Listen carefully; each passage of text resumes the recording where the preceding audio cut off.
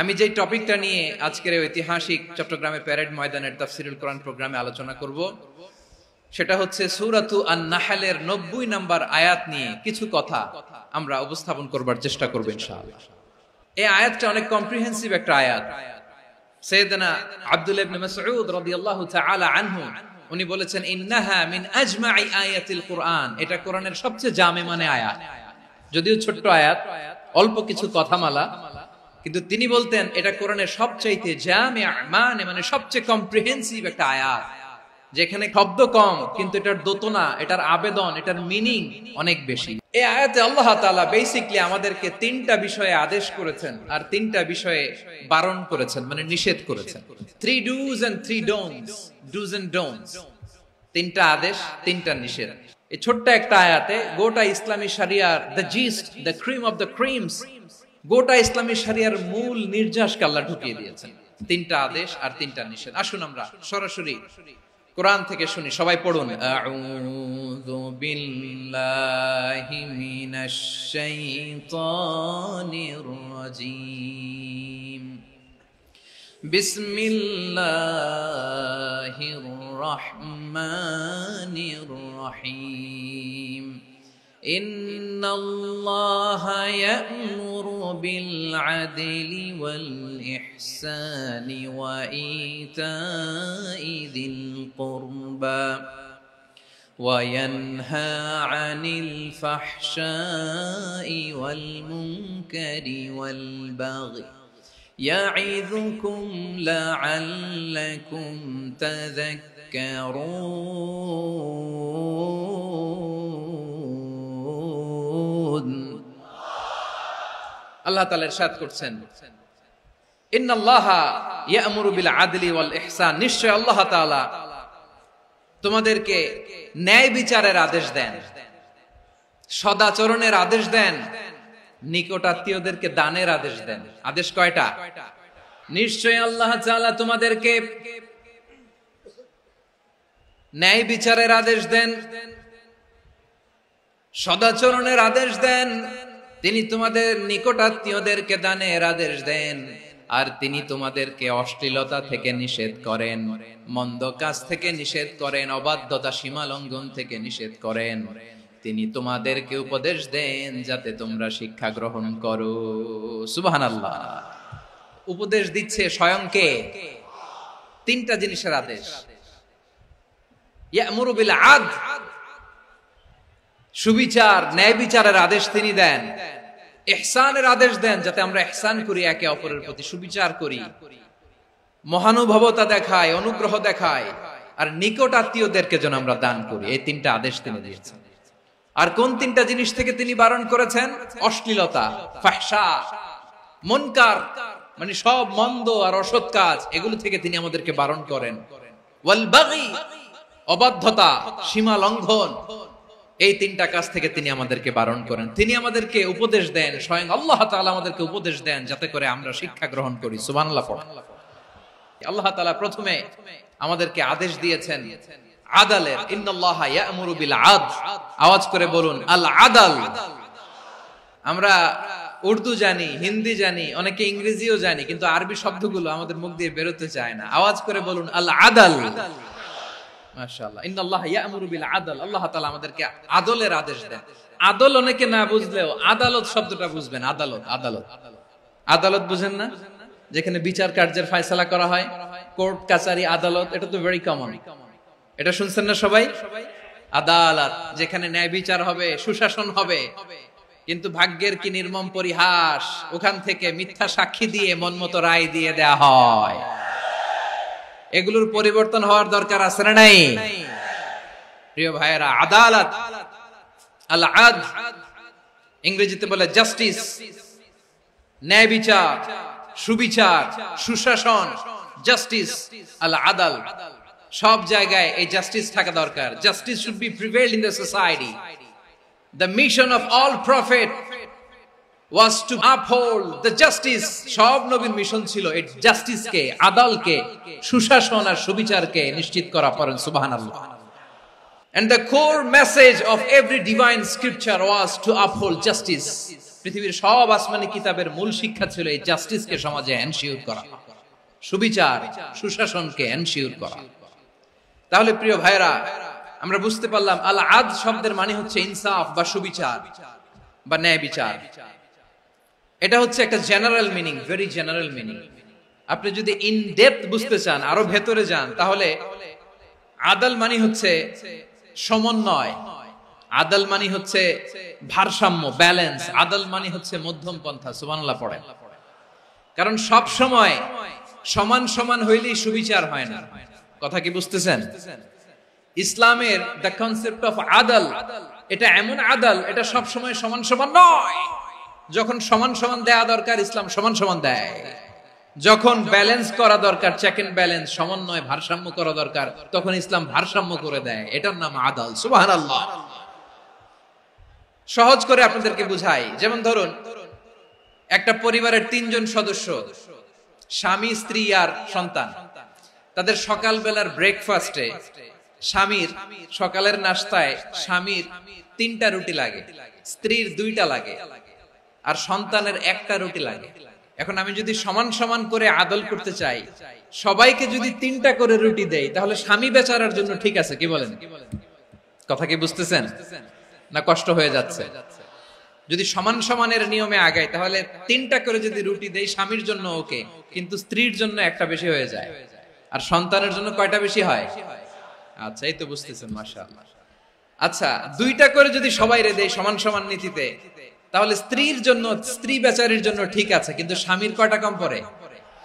আর সন্তানের বেশি হয়ে যায় কয়টা? আচ্ছা, সমান সমান নীতিতে সবাইকে যদি সকালের নাস্তার জন্য 1টা করে রুটি দেই, সন্তানের জন্য ঠিক আছে, কিন্তু স্ত্রী বেচারির কম পড়ে কয়টা? স্বামীর কম পড়ে কয়টা? 2টা। কথা কি বুঝতেছেন? আর আমি যদি স্বামীকে দেই 3টা, স্ত্রীকে দেই 2টা, আর সন্তানকে দেই 1টা, তাহলে কারো অপচয় হবে না। যার যতটুকু দরকার ঠিক ততটুকুই কাজে লাগবে। চিল্লায় বলেন ঠিক কিনা? এটাই হচ্ছে ইসলামের আদল, যেখানে যার যতটুকু দরকার তাকে সেখানে ঠিক ততটুকু দিয়ে দেওয়ার নামই হচ্ছে আদল। চিল্লায় পড়েন আল্লাহু আকবার। রব্বুল আলামিন বলেন, ইউসিকুমুল্লাহু ফি আওলাদিকুম লিযযাকারি মিসলু হাযযিল উনসায়াইন। আল্লাহ তোমাদেরকে ওসিয়ত করেন, তোমাদেরকে আদেশ দেন, উত্তরাধিকার সম্পদ যখন বন্টন হবে, ছেলেরা যতটুকু পাবে, মেয়ে পাবে তার অর্ধেক। সুবহানাল্লাহ বলেন। দেখেন, ছেলে যতদূর, মেয়ে অর্ধেক, ছেলে ডবল পাবে। আপাত দৃষ্টিতে মনে হয় এখানে অবিচার হয়েছে, কিন্তু আসলে কি অবিচার হয়েছে? আপনি বিয়ের ক্ষেত্রে যান, ওইখানে আবার ছেলে মোহরানা দেয়, মেয়ে সেখানে মোহরানা পায়। তাহলে চেক এন্ড ব্যালেন্স, ভারসাম্য, ব্যালেন্স, মধ্যম পন্থা এখানে আছে না নাই? এটাই হচ্ছে ইসলামের আদল। আল্লাহ তাআলা এই আদলের আদেশ দিয়েছেন, সুবিচার, ন্যায় বিচার, সুশাসন এবং ভারসাম্যের আদেশ দিয়েছেন। প্রিয় ভাইরা, একটি শান্তিময় সমাজ, একটা সমৃদ্ধ সমাজ, একটা মানবিক সমাজ যদি আমরা পেতে চাই, এই আয়াতের মধ্যে যতগুলো পয়েন্ট আছে সবগুলোর বাস্তবায়ন লাগবে। এই আয়াতে আল্লাহ তাআলা একটা মানবিক সমাজের রূপরেখা টেনেছেন। তার প্রথম কথা হচ্ছে, ইন্নাল্লাহা ইয়ামুরু বিল আদল। আল্লাহ তাআলা তোমাদেরকে আদলের নির্দেশনা দেয়, সুবিচার, সুশাসনের নির্দেশনা দেয়। যে সমাজে আদল থাকে না, সেই সমাজে জুলুম মানুষের ঘাড়ে চেপে বসে। আদলের বিপরীত হচ্ছে জুলুম। আদলের বিপরীত কি? জুলুম বা জাওর, অত্যাচার, অবিচার, বৈষম্য। এই যে বৈষম্য বিরোধী ছাত্র আন্দোলন কমন পড়ছে? এই যে একজন সমন্বয়ক তো দেখা করলো আমার সাথে। জুলুম মানে হচ্ছে বৈষম্য। বৈষম্যের স্থান ইসলামে নাই, অবিচারের স্থান ইসলামে নাই, জুলুমের স্থান ইসলামে নাই। আল্লাহ তাআলা বলেন যে আমি জুলুমকে নিজের জন্য হারাম করেছি এবং তোমাদের জন্য হারাম করেছি। বিশ্বনবী ফরমান, আল্লাহ তাআলা বলেন হাদিসে কুদসিতে, ইয়া ইবাদি ইন্নী হারামতু যুলমা আলা নাফসি ওয়া জাআলতুহু বাইনাকুম মুহাররামান ফালা তাযালামু। আমার গোলামেরা শোনো, নিশ্চয় আমি আল্লাহ তাআলা জুলুমকে আমি আমার উপরে হারাম করেছি, অনুরূপভাবে জুলুম করাকে তোমাদের উপরেও হারাম করেছি। ফলে ফালা তাযালামু, তোমরা একে অপরের সাথে জুলুম করো না। নির্দেশনাটা কার? খবরদার, জুলুমের সাথে আমাদের কোনো সম্পর্ক নাই। আল্লাহ তাআলা আদলের আদেশ দিয়েছেন, আদালতের আদেশ দিয়েছেন, সুশাসনের, ন্যায় বিচারের আদেশ দিয়েছেন। ইন্নাল্লাহা ইয়ামুরু বিল আদল, আমাদেরকে আদল প্রতিষ্ঠা করতে হবে। জুলুমের সাথে ইসলামের কোনো সম্পর্ক নাই। আল্লাহ তাআলা জালিমদের জন্য কঠিন শাস্তি প্রস্তুত করে রেখেছেন। এক্সট্রা জুডিশিয়াল কিলিং এর কোনো হিসাব নাই। বিচার বহির্ভূত হত্যা, এনফোর্স ডিসঅ্যাপিয়ারেন্স, গুম, যেটা সবচাইতে বড় মানবতা বিরোধী অপরাধ। কত মানুষ যে গুম হয়েছে তার কোনো ইয়ত্তা নাই। যেই ফ্যামিলির সদস্য গুম হয়েছে তারা কি ওই লোকটার জন্য মাগফিরাতের দোয়া করবে নাকি সুস্বাস্থ্যের দোয়া করবে তারা নিজেরাও জানতো না, কারণ জানে না ও বেঁচে আছে না মরে গেছে। আহা, বিডিআর নওজওয়ানদের যারা ছাড়া পেল দেখলাম, বিনা অপরাধে, কোন অন্যায় ছাড়া, অপরাধ ছাড়া তাদের জীবন থেকে, তাদের তারুণ্যের, তাদের যৌবনের 15 বছর, 16 বছর, 17 বছর নাই, 6 মাস বয়সের ছোট বাচ্চাকে রেখে জেলে গেছে। 6 মাসের মেয়ে বেরোয় দেখে মেয়ের বয়স 17 বছর। মেয়ে বাবারে চিনে না, বাবা মেয়েরে চিনে না। মেয়েকে এখন বিয়ে দিয়ে আরেক ছেলের হাতে তুলে দিবে। মেয়ের শৈশব বাবা দেখে নাই, মেয়ের কৈশোর বাবা দেখে নাই, মেয়ের তারুণ্য দেখে নাই। আরেক যুবককে দেখলাম 14 দিনের সংসার, 2 সপ্তাহের সংসার শেষে জেলে গেছে। কত যুবকের যে স্ত্রী চলে গিয়েছে ফ্যামিলি ছেড়ে, কারণ জানে না তো কবে আসবে, কি হবে, কেউ জানতো না। দাম্পত্য জীবনের মাত্র 14 দিনের স্মৃতি, এই স্মৃতিকে আঁকড়ে ধরে এক বোন 16টা বছর, 17টা বছর কাটিয়ে দিয়েছে। আমি নিউজটা দেখে ভাবলাম, আমার এই বোনের প্রতিটি দিন কিভাবে কেটেছে, প্রতিটি রাত কিভাবে কেটেছে, প্রতিটি ক্ষণ কিভাবে কেটেছে। বিশ্বনবী বলেছেন, ইত্তাকি দাওয়াতাল মাজলুম ফাইন্না লাইসা বাইনাহু ওয়া বাইনাল্লাহি হিজাব। মাজলুমের কান্নাকে ভয় করো, কারণ মাজলুমের কান্না আর আল্লাহর মাঝে কোনো পর্দা থাকে না। আমরা আর এরকম কোন জুলুম বাংলাদেশে দেখতে চাই না। জোরে বলেন ঠিক কিনা? আমার প্রিয় বীর চট্টলার তৌহিদি মুসলমান, আমরা আর নতুন করে কেউ জালিম হোক এটা চাই না। নতুন করে আবার কেউ ফ্যাসিস্ট হোক আমরা চাই না। এক দল আরেক দলকে নিশ্চিহ্ন করার রাজনীতি করুক আমরা চাই না। আমরা সুশাসনের বাংলাদেশ চাই, মানবিক বাংলাদেশ চাই, আমরা একটা সমৃদ্ধ বাংলাদেশ চাই। আমরা বিশ্বের বুকে সম্মান নিয়ে মাথা উঁচু করে দাঁড়াতে চাই, ঠিক কিনা বলেন? আল্লাহ বললেন, এটা যদি তোমরা চাও, একটা সমৃদ্ধ সমাজ যদি বিনির্মাণ করতে চাও, মানবিক সমাজ যদি বিনির্মাণ করতে চাও, আমি তোমাদেরকে সেজন্য প্রথমে আদালতের নির্দেশ দিলাম। ইন্নাল্লাহা ইয়া'মুরু বিল আদল, নিশ্চয় আল্লাহ তাআলা তোমাদেরকে ন্যায় বিচার, সুশাসন এটার আদেশ দেন। সুবহানাল্লাহ। আদাল, ন্যায় বিচারের আদেশ আল্লাহ তাআলা কোরআনের বিভিন্ন আয়াতে দিয়েছেন। আল্লাহ তাআলা বলছেন, ইন্নাল্লাহা ইয়া'মুরুকুম আন তুআদ্দুল আমানাতি ইলা আহলিহা ওয়া ইযা হাকামতুম বাইনান নাসি আন তাহকুমু বিল আদল ইন্নাল্লাহা নি'ম্মা ইয়া'iযুকুম বিহি ইন্নাল্লাহা কানা সামিআন বাসীরা। আল্লাহ তাআলা বললেন, আল্লাহ আদেশ দিচ্ছেন, যে ব্যক্তি আমানতের হকদার তার হাতে তোমরা আমানত পৌঁছে দাও। আর যখন তোমরা বিচার কার্য করবে, বিচার ফয়সালা করবে, আদালতের সাথে করো। সুবহানাল্লাহ বলেন। ওয়া ইযা হাকামতুম বাইনান নাসি আন তাহকুমু বিল আদল, আদালতের সাথে করবা। আল্লাহ তাআলা বলেন, যারা জাজ হবে, বিচারক হবে, তাদের যদি বাদী বিবাদীর কারোর সাথে শত্রুতা থাকে, কারোর সাথে যদি কোনো ধরনের রেষারেষি থাকে, আল্লাহ বলেন বিচার কার্য করতে যে ওই শত্রুতা রেষারেষির কারণে আদালতের বাইরে যে অবিচার করে বিচার করো না। ওয়ালা ইয়াজরিমান্নাকুম শানাআনু কওমিন আলা আল্লা তা'দিলু ই'দিলু হুয়া আকরাবু লিত্তাকওয়া ওয়াত্তাকুল্লাহা ইন্নাল্লাহা খাবীরুম বিমা তা'মালুন।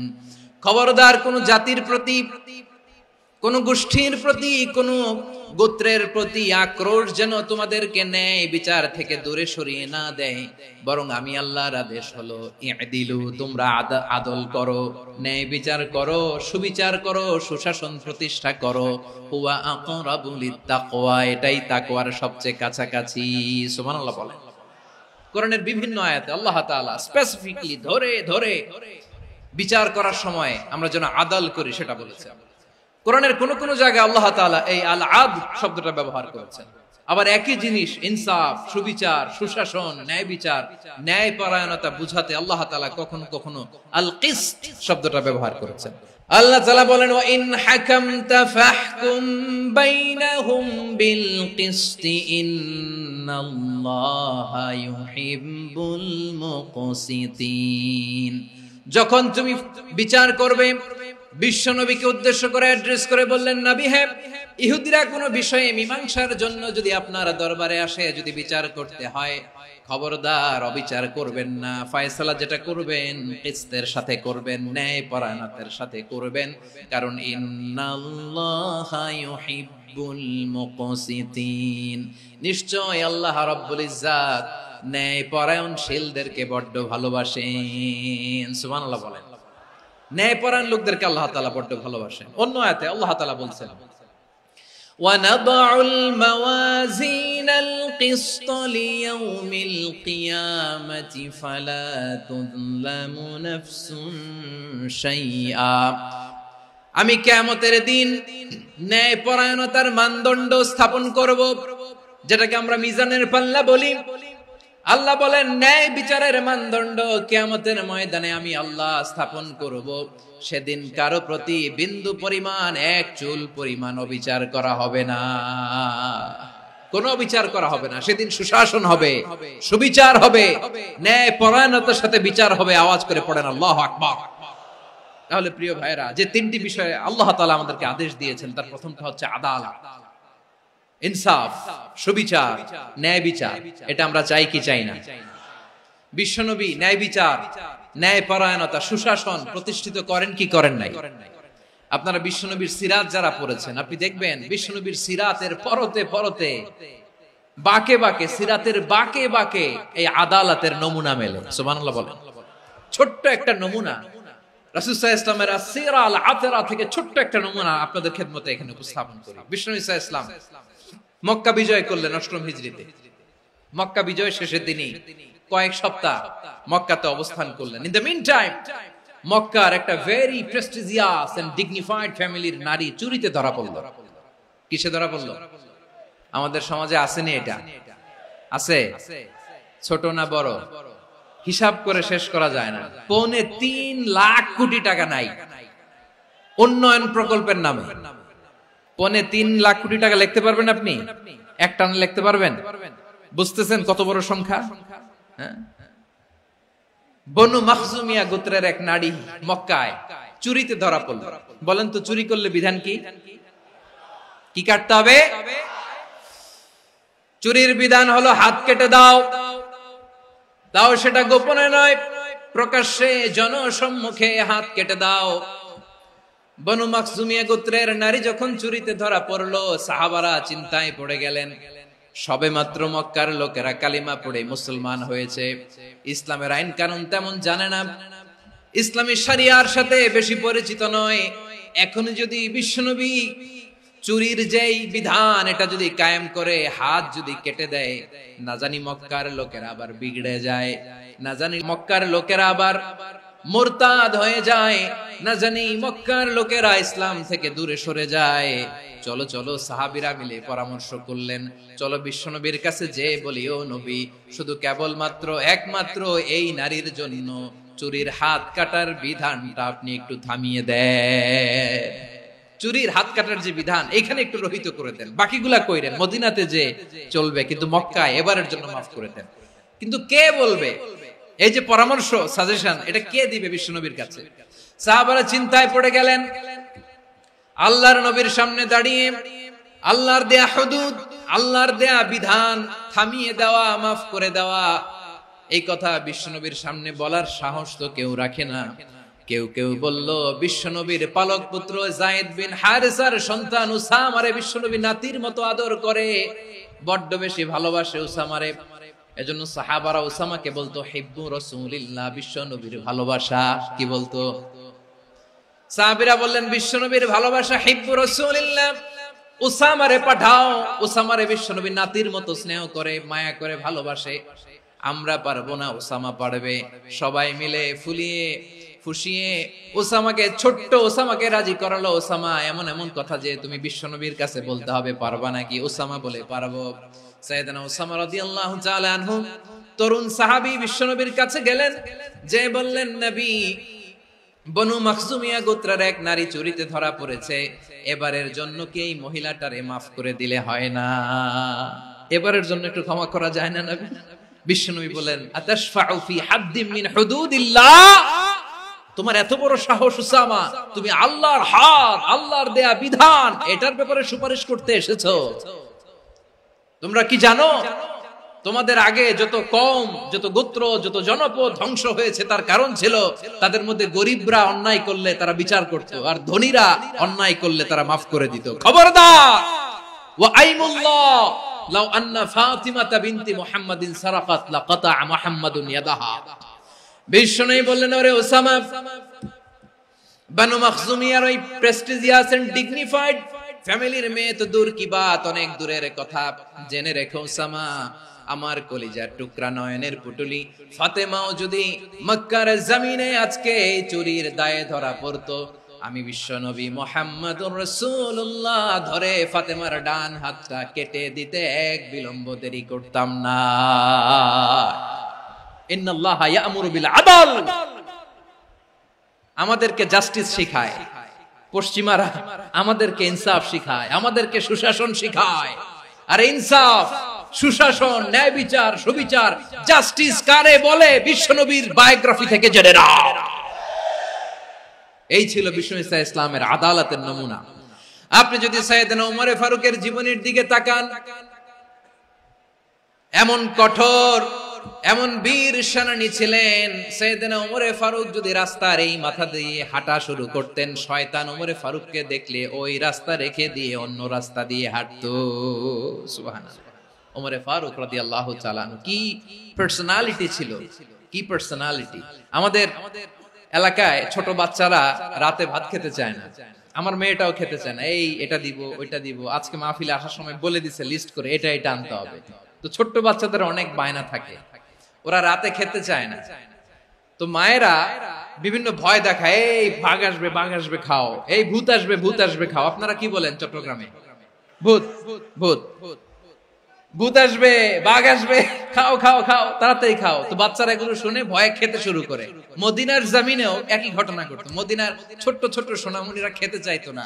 তো মায়েরা বলতো, হা হুয়া ইয়াতি উমর, হা হুয়া ইয়াতি উমর, ওই যে উমর আসতেছে, উমর। ওমরে ফারুকের কথা শুনলে বাচ্চারা একেবারে ঠান্ডা। প্রভু তুমি বলেছ রাসূল দেবে না, বলনি দেবে না ওমর, বলনি দেবে না হামজা তারি, খালিদ বিজয় সমর। প্রভু তুমি বলেছ রাসূল দেবে না, বলনি দেবে না ওমর, বলনি দেবে না হামজা তারি, খালিদ বিজয় সমর। প্রভু তুমি বলেছ রাসূল দেবে না। আল্লাহু আকবার। ওমর ফারুক রাদিয়াল্লাহু তাআলা আনহু, ওনার কথা শুনলে গায়ের মধ্যে গুজবাম হয়, গায়ের পশমগুলো দাঁড়িয়ে যায়। সুবহানাল্লাহ বলেন। কি পার্সোনালিটি ছিল, কি ব্যক্তিত্ব ছিল! মুনাফিকরা ওমর ফারুককে জমের মতো ভয় পেত। শয়তান, খুদ শয়তান এই রাস্তা দিয়ে আসলে শয়তান অন্য রাস্তা দিয়ে হাঁটত। ওমর ফারুক রাদিয়াল্লাহু তাআলা আনহুর জীবনে যদি দেখেন, তাহলে সেখানে আপনি আদালতের, ইনসাফের, সুশাসনের, জাস্টিসের নমুনা দেখতে পাবেন। কয়টা শুনবেন?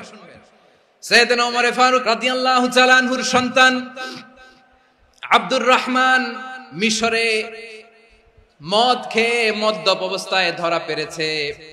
মদ খাওয়ার কারণে, মদ যদি কেউ পান করে আর যদি প্রমাণিত হয়, তার বিচার হলো 80 বেত। আওয়াজ করে বলেন কয় বেত?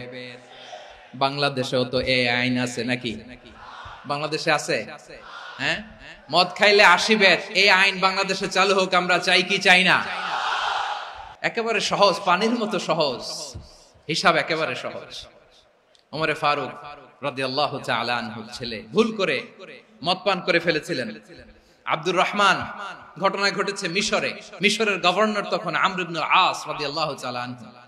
আব্দুর রহমানের ভাই যে গভর্নরকে বলল, গভর্নর যদি একটু দয়া করেন, খলিফার ছেলে আমার ভাই আব্দুর রহমান মদ্যপ অবস্থায় ধরা পড়েছে, জনসম্মুখে যদি আপনি বেত্রাঘাত করেন আমাদের প্রেস্টিজ থাকে না, যদি 80 বেত আপনি মারেন আমার কোনো কথা নাই, কিন্তু ঘরের ভেতরে মারেন।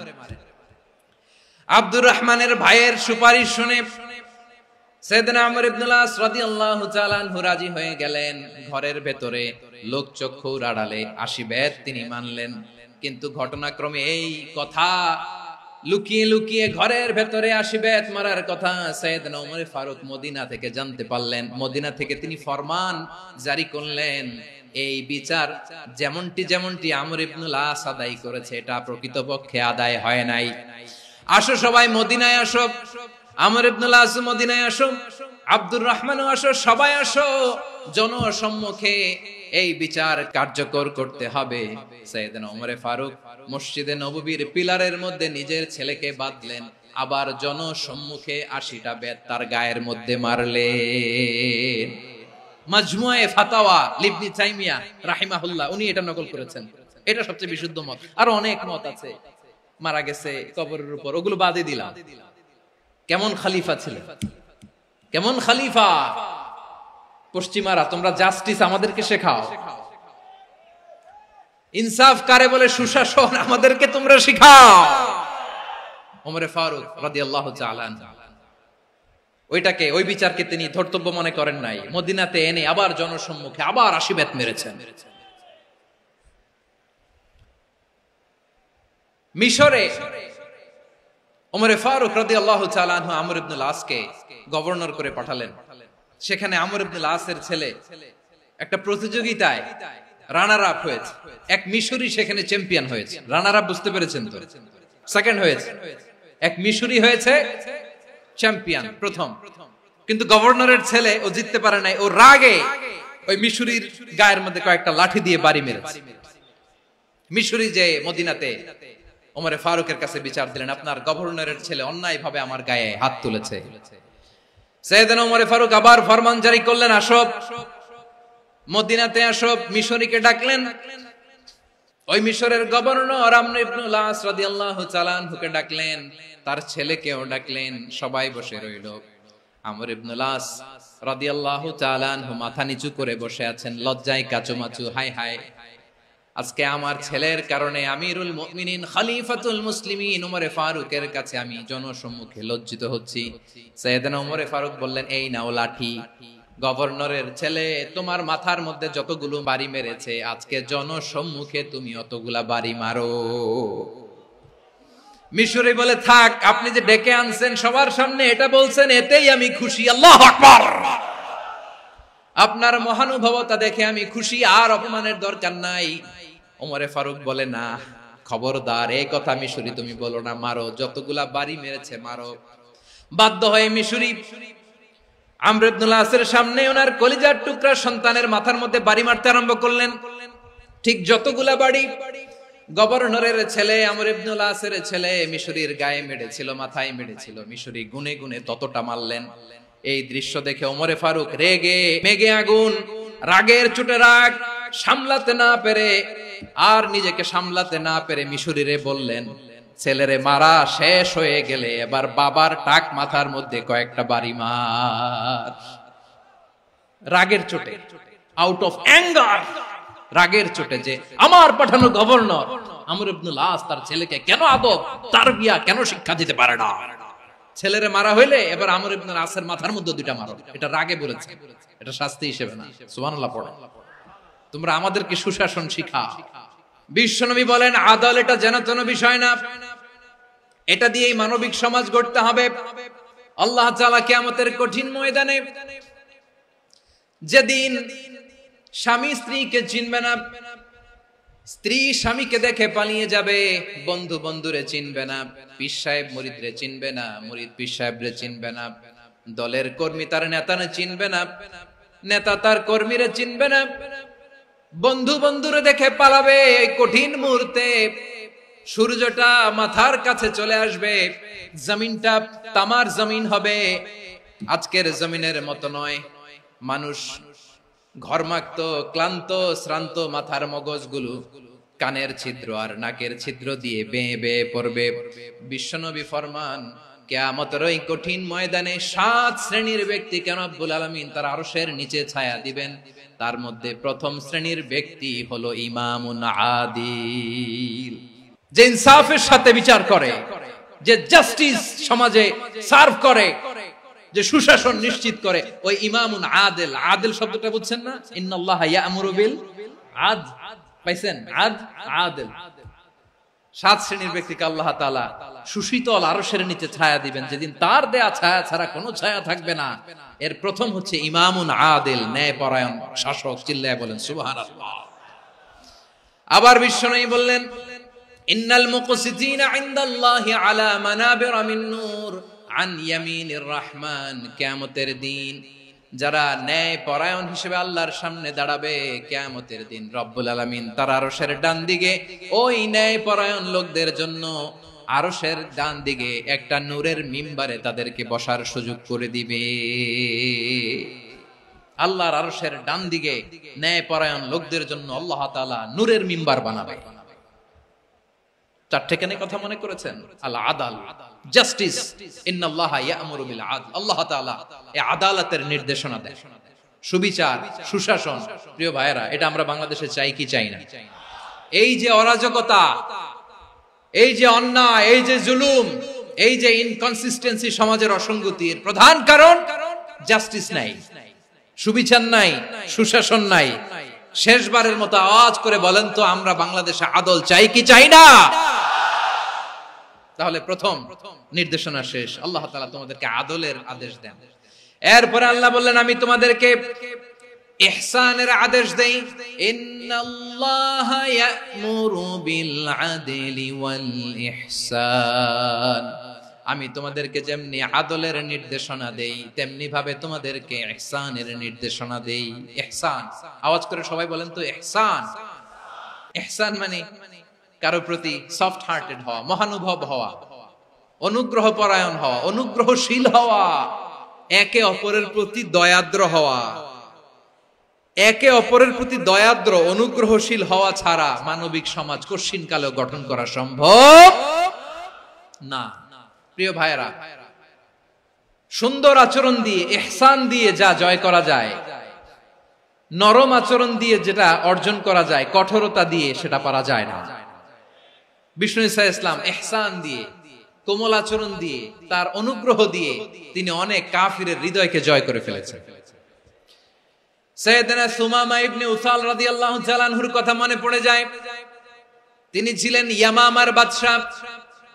মদিনাতে বিশ্বনবীকে হত্যা করার নিয়তে এসেছিলেন। গোপনে গোপনে বিশ্বনবীকে হত্যা করে আবার ইয়ামামাতে তিনি ফিরে যাবেন।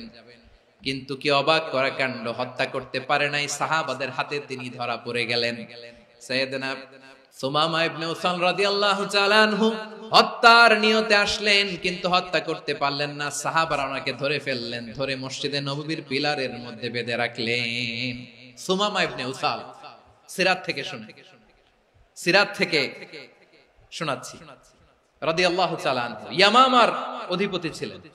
বিশ্বনবীকে হত্যার জন্য আসছেন, ধরা পড়ে গেছেন, এখন মসজিদে নববীতে বেঁধে রাখছেন। তার মানে বন্দী। এখন স্ট্যাটাস কি? বন্দী, ক্যাপটিভ। তো বিষ্ণু ঈসা ইসলাম সাহাবাদেরকে বললেন, তার খোঁজ খবর নিও, সুমামা ইবনে উসালের খোঁজ খবর নিও। সাহাবারা বলেন, ইয়া রাসূলুল্লাহ, আপনাকে হত্যা করতে এসেছে, তার তো কঠিন ক্যাপিটাল পানিশমেন্ট হওয়া দরকার, কঠিন শাস্তি হওয়া দরকার। বিশ্বনবী বললেন, না, আমি যেটা জানি তোমরা সেটা জানো না, তোমরা সুমামার সাথে ভালো আচরণ করো। বিশ্বনবী সুমামার কাছে গেলেন। প্রথম দিন যে তিনি কালেমার দাওয়াত দিলেন, ইমানের দাওয়াত দিলেন, ইসলামের দাওয়াত দিলেন, রিসালাতের দাওয়াত দিলেন, আখিরাতের দাওয়াত দিলেন। পরের দিন যে বিশ্বনবী সালাতের দাওয়াত দিলেন, যাকাতের দাওয়াত দিলেন, ইসলাম কি, কিভাবে, কেমন করে পালন করতে হয় চমৎকার আর্টিকুলেট করতে শুরু করলেন। তন্ময় হয়ে সুমামা ইবনে উসাল রাদিয়াল্লাহু তাআলা আনহু বিশ্বনবীর কথাগুলো শুনতে আরম্ভ করলো। একদিন নয়, 2 দিন নয়, টানা 3 দিন বিশ্বনবী সুমামার কাছে ইসলামকে প্রেজেন্ট করেছেন, উপস্থাপন করেছেন। আওয়াজ করে বলেন, কয় দিন? 3 দিন। 3 দিন মসজিদে নববীতে বাধা। আর সাহাবীদেরকে বললেন, তার খোঁজ খবর নিও, তোমরা যে রুটি বানাও এর মধ্যে সবচেয়ে ভালো আটার রুটিটা তারে দিও, সবচেয়ে রিফাইন্ড খেজুর, যেটা পিওর খেজুর, এটা তারে দিও। আর বিশ্বনবী নিজের উট থেকে দুধ দহন করে ওনার বাড়ির এক কর্মচারীকে বলেছেন, দুধ দহন করে সুমামার জন্য নিয়ে যেও। সুবহানাল্লাহ পড়বেন না? সবাই তো অবাক, ইয়ামামা থেকে আসছে নবীকে হত্যা করতে, বিশ্বনবী দেখে তারে জামাই আদর করে।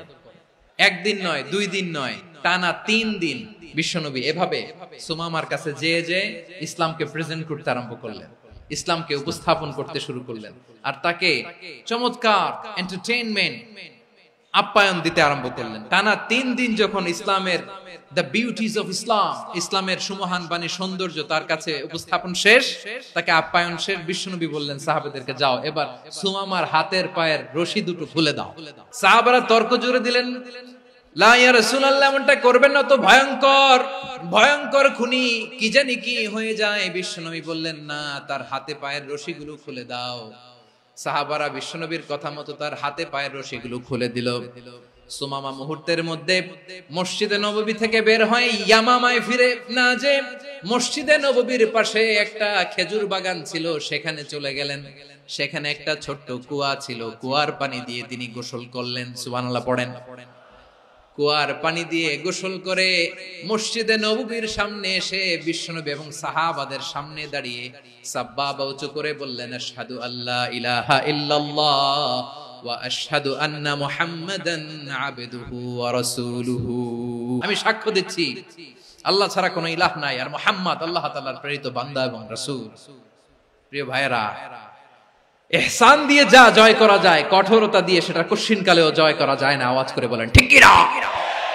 এবার সুমামা দাঁড়িয়ে বলে, ওগো নবী, আমি তো কালিমা পড়ে মুসলমান হয়ে গেলাম, এবার শোনেন, এই মুহূর্তের আগে আপনার চেহারার চাইতে নিকৃষ্ট কোনো চেহারা আমার কাছে ছিল না, কিন্তু শাহাদা পাঠ করার পরে আপনার চেহারার চাইতে উত্তম শ্রেষ্ঠ কোনো চেহারা আমার কাছে আর নাই। ও নবী, আজকের দিনের আগে ইসলাম ধর্মের চেয়ে নিকৃষ্ট অপছন্দনীয় কোনো ধর্ম আমার কাছে ছিল না, কিন্তু এই মুহূর্ত থেকে ইসলামের চেয়ে সেরা শ্রেষ্ঠ পছন্দনীয় কোনো ধর্ম আমার কাছে নাই।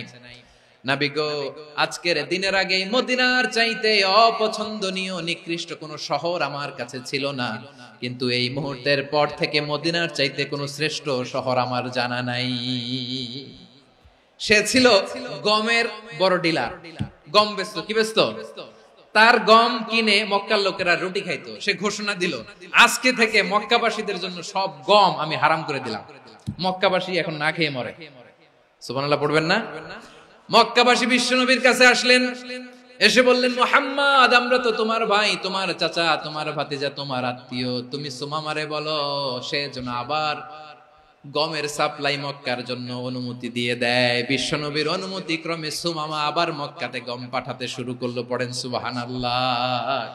ইহসান, ইহসান দিয়ে আপনি যেটা জয় করতে পারবেন, you can win the heart of your enemies. ইহসান দিয়ে আপনি আপনার শত্রুর হৃদয়কে জয় করতে পারবেন। এজন্য আল্লাহ বললেন, ওয়া আনফিকু ফি সাবিলিল্লাহি ওয়া লা তুলকু বিআইদিকুম ইলাত তাহলুকা ওয়া আহসিনু ইন্নাল্লাহা ইউহিব্বুল মুহসিনিন। তোমরা আল্লাহর রাস্তায় দান করবে আর নিজেরা নিজেদেরকে ধ্বংসের হাতে ঠেলে দিও না। তোমরা একে অপরের প্রতি ইহসান করবে, কারণ ইহসানকারীদেরকে আল্লাহ বড় ভালোবাসেন। সুবহানাল্লাহ পড়েন। আবার সূরা রহমানে আল্লাহ বললেন, হাল জাযাউল ইহসানি ইল্লাল ইহসান ফাবিআইয়ি আলা, সবাই পড়েন, ফাবিআইয়ি আলাই রাব্বিকুমা তুকাযযিবান। ইহসানের প্রতিদান হিসেবে ইহসানি হয়।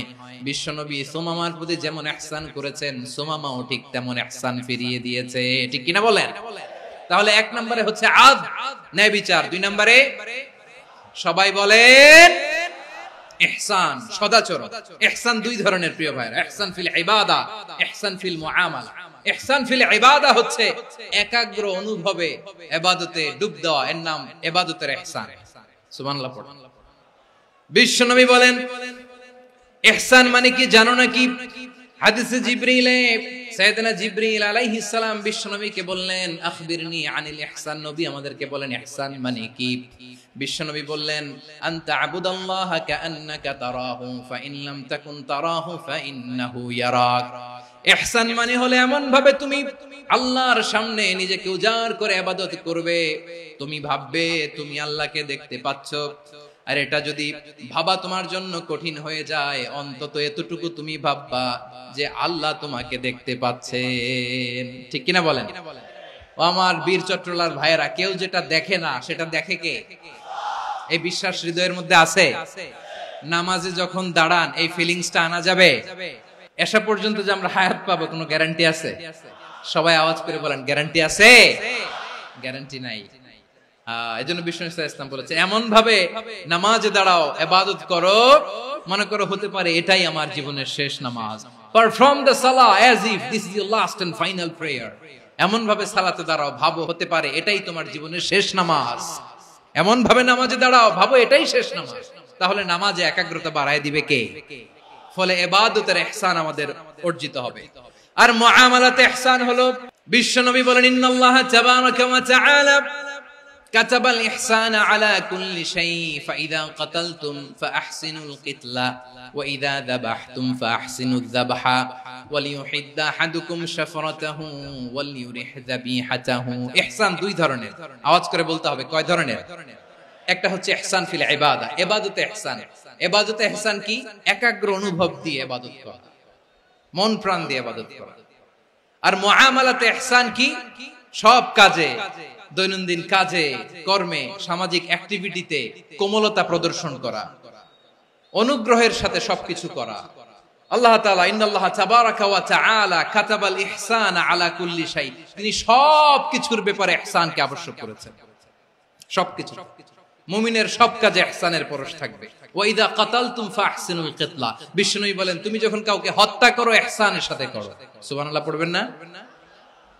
যখন হত্যা করো তখনও ইহসানের সাথে। আচ্ছা হত্যা করবো আবার ইহসান আসবে করতে, করে তো মেরেই ফেলবো আমি। আল্লাহ, ও ভাই একজন খুন করেছে, খুনি, রাষ্ট্রীয় আইনে তার শাস্তি হয়েছে ডেথ পেনাল্টি, মৃত্যুদণ্ড। এখন মৃত্যুদণ্ড দেখে আপনি যেমনি মন চায় তেমনি মারবেন লোকটারে? ওর নাক কেটে ফেলতে পারবেন? ওর কান কাটতে পারবেন? ওর চোখ উপড়ে ফেলতে পারবেন আপনি? যেমন মন চায় তার অঙ্গহানি করা যাবে না। ইহসানের সাথে তাকে হত্যা করো। সুবহানাল্লাহ, this is Islam, this is the true essence of Islam. ওয়া ইযা যাবাহতুম ফাহসিনুয যাবহা, যখন জবাই করবে তখনও ইহসানের সাথে জবাই করো। করব জবাই, ওইখানেও নাকি ইহসান। আচ্ছা কুরবানির দিন আমরা পশুগুলোরে কি করি বলেন সবাই আওয়াজ করে? জবাই। জবাই মানে তো এটারে মেরেই ফেলতেছি, একটু পরে তো টুকরো টুকরো করে গোশতগুলো খাবো, এটা তো খাবো, এটা তো মেরেই ফেলবে। বিষ্ণু বলে না, জবাইয়ের মধ্যেও মুমিনের জবের ভেতরেও ইহসানের পরশ থাকা চাই। যখন জবাই করবে প্রাণীটাকে হাত পা টাইট করে বেঁধে নাও, ছুরিটাকে শার্পেন করে নাও, ধারালো করে নাও, যাতে অল্প সময়ে জবাইটা হয়ে যায়, প্রাণীটা যাতে কম কষ্ট পায়। সুবহানাল্লাহ পড়ে। দিস ইজ কল্ড ইহসান। আল্লাহ তাআলা যেমনি আদলের আদেশ করেছেন, ন্যায় বিচার, জাস্টিস এনশিওর করতে বলেছেন, সমাজে ইহসানের ব্যবহার, ইহসানের অনুশীলন তিনি করতে বলেছেন। এজন্য মুমিনের প্রতিটি কাজে, আমার চট্টগ্রামের ভাইয়েরা আমার দিকে তাকান, খেয়াল করে শুনুন, মুমিন জীবনের প্রতিটি কাজে ইহসানের পরশ থাকা চাই। আমরা যেন আমাদের পরিবারের প্রতি ইহসান করি, আমরা যেন আমাদের কর্মচারীদের প্রতি ইহসান করি, আমরা যেন আমাদের কলিগদের প্রতি ইহসান করি, আমরা যেন আমাদের ভাইদের প্রতি ইহসান করি। মুমিন জীবনের প্রতি কাজে ইহসানের পরশ থাকার দরকার আছে না নাই? কথা বুঝতে পেরেছেন? তাহলে আল্লাহ তাআলার তিনটা আদেশ ছিল, কয়টা গেল? প্রথমে কি ছিল? আদল। দুই নম্বরে তিন নম্বরে রব্বুল আলামিন বললেন ওয়া ইতাইদিল কুরবা, নিকটাত্মীয়দেরকে দান করো। নিকট আত্মীয়দেরকে দাও, যারা তোমাদের ব্লাড কানেকশনের আত্মীয় তাদেরকে তোমরা দাও। এখানে জেনারেলি বললেন দাও, কি দিব সেটা তিনি এখানে বলেন নাই, সেটা তিনি সূরাতুল ইসরার মধ্যে বলেছেন। আল্লাহ বলেন ওয়া আতিযাল কুরবা হাক্কাহ, নিকট আত্মীয়দেরকে তাদের অধিকার, তাদের প্রাপ্য তোমরা বুঝিয়ে দাও। দেখেন, একটা শান্তির সমাজ, একটা সমৃদ্ধ সমাজ, একটা মানবিক সমাজ গঠনের জন্য আল্লাহ তাআলা বেশি না, মাত্র তিনটা অর্ডার, তিনটা ভার্ডিক্ট তিনি জারি করেছেন। এক নাম্বার সুশাসন, ন্যায় বিচার। দুই নাম্বার ইহসান। তিন নাম্বার নিকটাত্মীয়, যারা কাছের, তোমার ভেরি ক্লোজ রিলেশনশিপে আছে, তাদেরকে দাও। দাও, দিলে বাড়িয়ে দেয় কে? অনেকে দিতে চায় না, কৃপণতা করে। দিলে বাড়ায় দেয় কে? ও মিয়া, মদিনার মধ্যে সবচাইতে গরিব সাহাবী ছিল বেলাল রাদিয়াল্লাহু তাআলা আনহু। ওনার এন্টায়ার অ্যাসেট, সম্পদের পরিমাণ কতদূর জানেন? একটা লুঙ্গি। বেলাল রাদিয়াল্লাহু তাআলা আনহু, ওনার টোটাল ওয়েলথের এস্টিমেশন হচ্ছে মাত্র একটা লুঙ্গি। একটা লুঙ্গি, টোটাল ওয়েলথ এস্টিমেশন, টোটাল সম্পদের পরিমাণ বেলাল রাদিয়াল্লাহু তাআলা আনহুর কি ছিল? ওই বেলাল রাদিয়াল্লাহু তাআলা আনহুকে বিষ্ণু ইসলাম বলেছেন আনফিক ইয়া বেলাল, ও বেলাল তুমিও দাও। ওয়ালা তাখশা মিন যিল আরশি ইখলালা, আরশের অধিপতির তো কোনো ঘাটতি নাই, তুমি দিলে ওই আল্লাহ তোমারে বাড়ায় দিবে। এজন্য আমার প্রিয় ভাইয়েরা, দিলে কমে না, দিলে বাড়ে। অনেকে ধরে রাখে, নতুন কিছু নিতে পারে না, হাত দিয়ে যেটা ধরে রেখেছেন এটা দিয়ে দেন, বড় একটা ধরার সুযোগ পাবেন। জোরে বলেন ঠিক কিনা? রব্বুল আলামিন বললেন ৩ নাম্বার আদেশ হলো তোমাদের প্রতি সমাজটারে কেমন করে মানবিক সমাজ, সুন্দর সমাজ গড়বা। ৩ নাম্বার আদেশ হলো ওয়া আতিদাল কুরবা হাক্কা, নিকটাত্মীয়দেরকে তাদের প্রাপ্য বুঝিয়ে দাও। এই নিকটাত্মীয়দেরকে তাদের অধিকার বুঝিয়ে দেওয়া, প্রাপ্য বুঝিয়ে দেওয়াতে আমাদের গাফলতি আছে না নাই? অনেকে দেখবেন অনেক আল্লাহওয়ালা, তাহাজ্জুদ গুজার, সেজদা দিতে দিতে কপালে কালো দাগ ফেলে দিছে, সে তার বোনের হকটা আদায় করে নাই, আছে না নাই? অনেক বড় হাজী সাহেব, বিশাল লম্বা দাড়ি, ছেলেরে সব দিয়ে দিছে, মেয়েরে কিছু দেয় নাই, মেয়ের হক আদায় করে নাই, আছে না নাই? এই হাজী সাহেবেরা, এই আল্লাহওয়ালারা কিয়ামতের ময়দানে আটকে যাবে। আপনি অন্যের অধিকার নষ্ট করেছেন, তাদের রাইটস কে ভায়োলেট করেছেন। এজন্য আল্লাহ তাআলা বলেন, কারো অধিকার যদি কেউ নষ্ট করে, ওই সমাজটা মানবিক সমাজ কঠিনকালেও হতে পারে না। এজন্য ৩ নম্বর আল্লাহ বললেন ওয়া ইতাইদিল কুরবা, নিকটাত্মীয়দেরকে দাও। কি দিবা? তাদের অধিকার দিয়ে দাও। বোনের অধিকার বুঝিয়ে দাও, মেয়ের অধিকার বুঝিয়ে দাও, ফুফুর অধিকার বুঝিয়ে দাও। দেখবেন অনেক মায়েরা ছেলের পাতে মুরগির রান দেয়, মেয়ের পাতে দেয় মুরগির ঠ্যাং। তো মেয়ের কি মুরগির রান খেতে মনে চায় না? মনে চায় না? এমনটা করা যাবে না। নিকটাত্মীয়দেরকে অধিকার দিয়ে দাও, নিকটাত্মীয়ের সাথে সুসম্পর্ক রাখো। আদেশটা কার? এজন্য প্রিয় ভাইয়েরা, জীবনে যদি বারাকা অর্জন করতে চান, নিকটাত্মীয়দের সাথে সুসম্পর্ক রাখতে হবে, তাদের জন্য উপহার পাঠাতে হবে। বিশ্বনবী বলেন লা ইয়াদখুলুল জান্নাতা কাতে, যে ব্যক্তি আত্মীয়তার সম্পর্ককে ছিন্ন করে দেয়, সে কঠিন কালেও আল্লাহর জান্নাতে ঢুকবে না। আপনি কি এটারে সহজ হাদিস মনে করছেন? এটা সহজ কথা? আপনি ভাবছেন আপনার নামাজ আপনারে বাঁচাতে পারবে, আপনার রোজা বাঁচাতে পারবে, আপনার তাহাজ্জুদ আপনারে বাঁচাতে পারবে? অধিকার নষ্ট করলে কিছুই আপনারে বাঁচাতে পারবে না। এজন্য নিকট আত্মীয়দেরকে দিতে হবে বেশি বেশি। বিশ্বনবী বলেন ইন্না সাদাকাতা আলাল মিসকিনি সাদাকা ওয়া আলা যির রাহিমি ইসনাতান সাদাকাতুন ওয়া সিলা। মিসকিনরে দান করলে শুধু দানের সওয়াব হয়, নিকট আত্মীয়কে দান করলে দুইটার সওয়াব হয়, সাদাকার সওয়াব হয়, আবার আত্মীয়তার বন্ধন অটুট রাখার সওয়াব হয়ে যায়। আবার বিশ্বনবী বললেন মান সাররাহু আইয়ুবসাতা লাহু ফি রিজকিহি ওয়া ইনসালাহু ফি আসারিহি ফালইয়াসিল রাহিমা। যে ব্যক্তি তার রিজিকের প্রশস্ততা চায় আর হায়াতে বরকত চায়, সে যেন তার আত্মীয়ের সাথে সুসম্পর্ক রাখে। আমার প্রিয় চট্টলার ভাইয়েরা, আমাদের রিজিক বাড়ুক, এটা আমরা চাই কি চাই না? সবাই চান? হ্যাঁ, আমাদের রিজিকে প্রশস্ততা আসুক, চাই কি চাই না? আমাদের হায়াতে বরকত আসুক, আমরা চাই কি চাই না? এই দুইটা যদি চান তাহলে নিকটাত্মীয়দের সাথে সুসম্পর্ক রাখবেন। পারবেন? তাহলে সমাজটারে মানবিক সমাজ বানায় দিবে কে? তিনটা আদেশ চলে গেল। 1 নম্বরে কি ছিল? 2 নম্বরে, 3 নম্বরে নিকটাত্মীয়দেরকে দান। আল্লাহ তাআলা তিনটা জিনিসের যেমনি আদেশ করেছেন, অনুরূপভাবে তিনটা বিষয় তিনি বারণ করেছেন, নিষেধ করেছেন। ওগুলোর কাছেও যাওয়া যাবে।